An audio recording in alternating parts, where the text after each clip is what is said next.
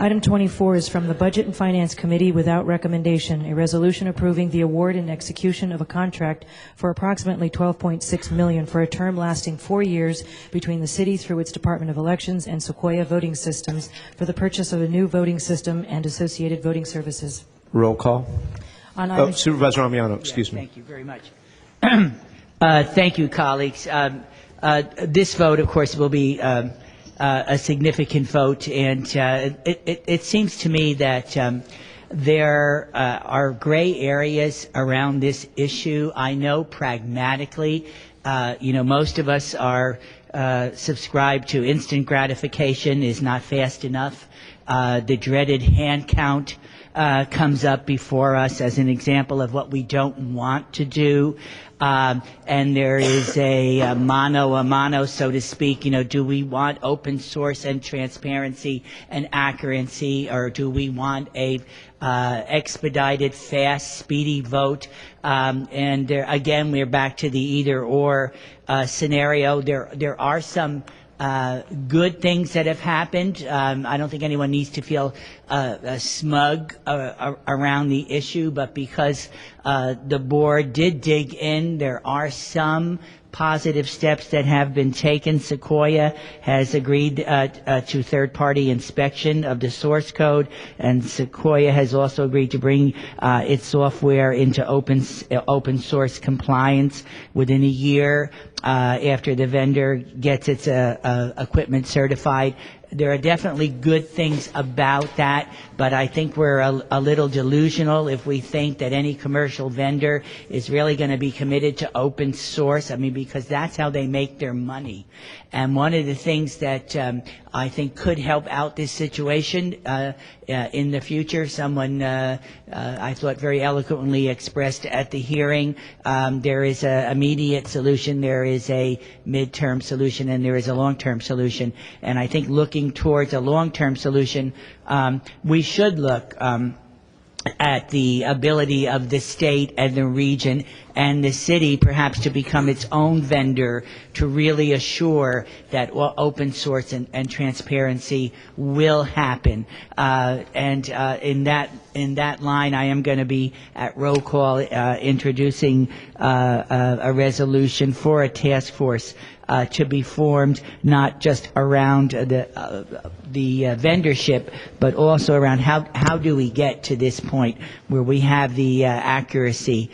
Voting for Sequoia, there's a joke around City Hall, what's your favorite Menendez brother? Do we vote for a company that's in great dispute and is tainted in Florida and other places where the systems has failed? Do we take them on lip service with the commitments they've made, due to the board really trying to hold their feet to the fire? What exactly is the right thing to do? I'd say to you probably there is no right thing to do. There are things that need to be expedited. There's the concern for our own election department and Mr. Arntz, who's done a great job, and his staff, and how they're going to handle the February election. But yet there is a messaging I think that we need to do as well in regard to this vote, that we know that many of us are holding our noses around this vote, but then there will be some of us who don't vote for it. I'm not going to vote for it, not out of any disrespect to the alacrity that people would like to see in the tabulation of votes, but I think we need to hold on to that hope that with taking the right steps, we can in fact have open source, and San Francisco can be a leader on this issue. So I know we're all going to vote our conscience on this and how we're feeling particularly, and I don't think there's any judgment on either side, but while this contract could in fact answer some immediate problems, it is not answering the midterm or the long-term issues that are presented to us by the open source dilemma. Supervisor Sandoval. Thank you, Mr. President. We have 3 elections scheduled in 2008, and the first one in February is less than 60 days away. We have to approve this contract. We have to give some certainty to the process.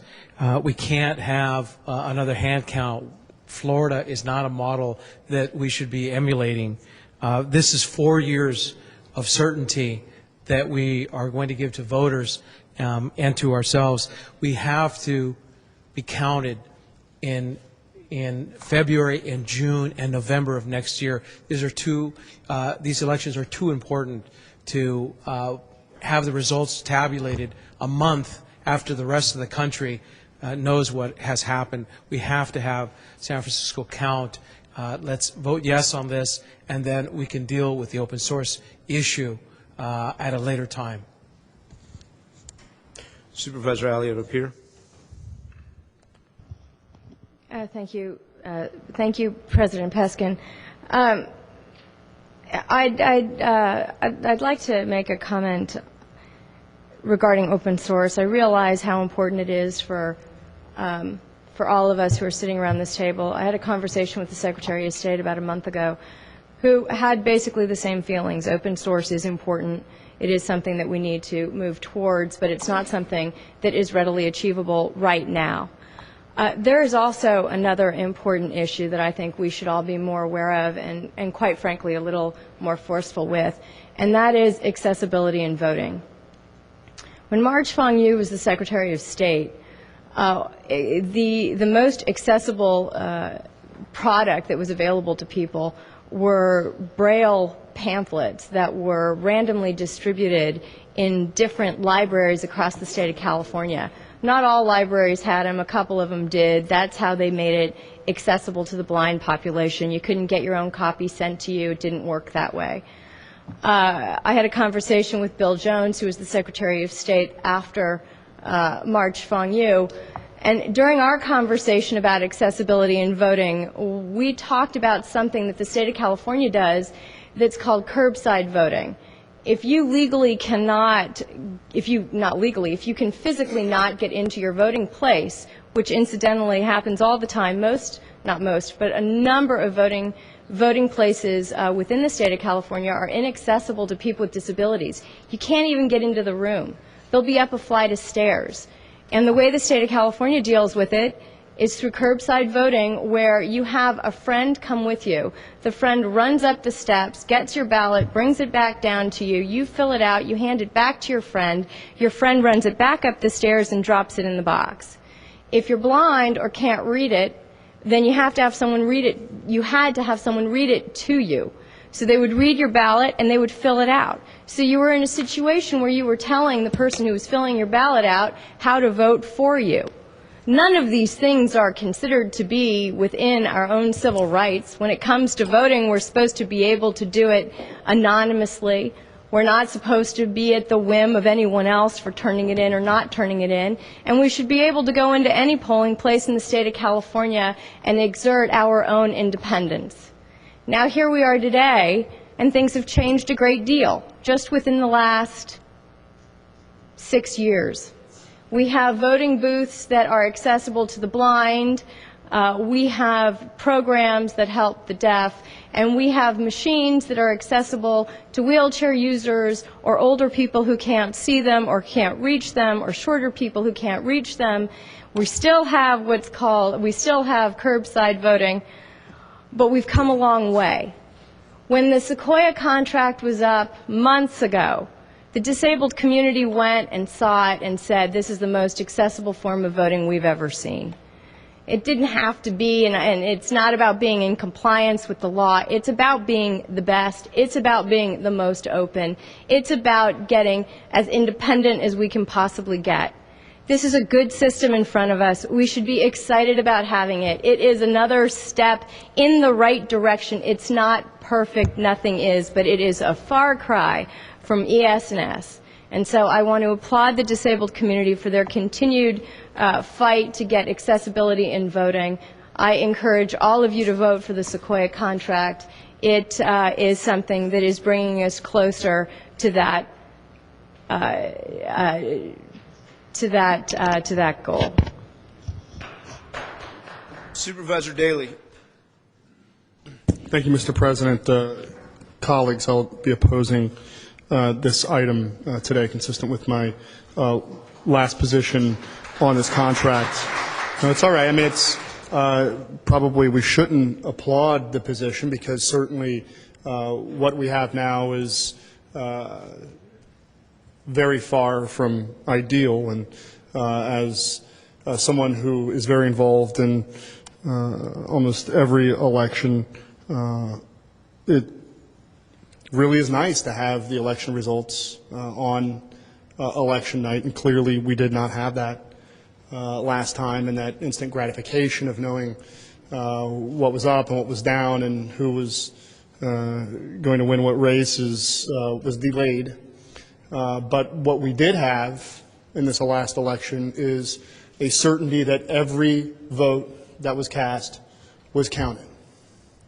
And there is not a single individual who can guarantee that with Sequoia's voting machines, and Sequoia tells us that our votes are going to be counted, but they're unwilling to prove that every vote cast is going to be accurately counted. And when it comes to elections, really, that is by far the most important thing that we can consider or deliberate, that every single vote gets counted accurately. This contract, unfortunately, does not deliver it. And until we take a stand and either force the vendors to open their source code to us or develop our own open source voting systems, really, what we did this past cycle is the only way that we can guarantee that every voter's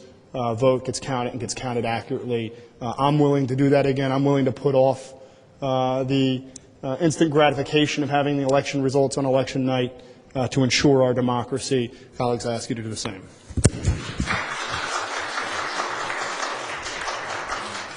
Supervisor Amiano. Yes.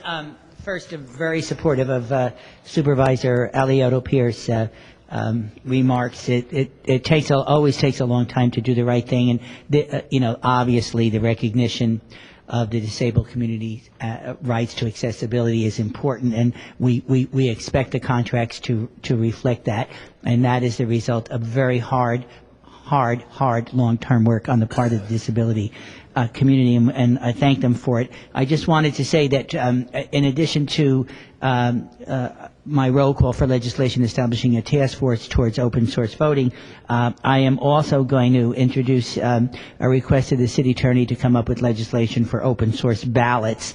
Mr. Arntz has been very good about in some elections putting up the actual ballots on the net, so that you can start to refer that to the count as a step to transparency. But I also would like to see that codified so that the open source ballots would always be used in an election and would create a level of security that doesn't exist in any other election in the United States. So, thanks.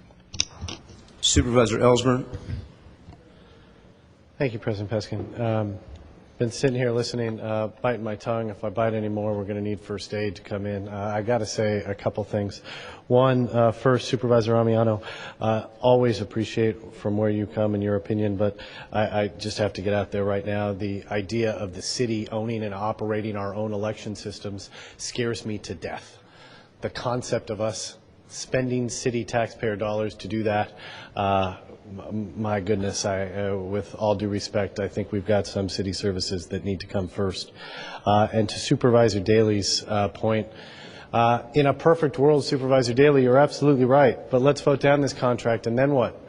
We get to keep ES&S, the frauds, the people that the Secretary of State have committed crimes against us. Let's keep them around. That's what we want to do. Is that really what I'm hearing?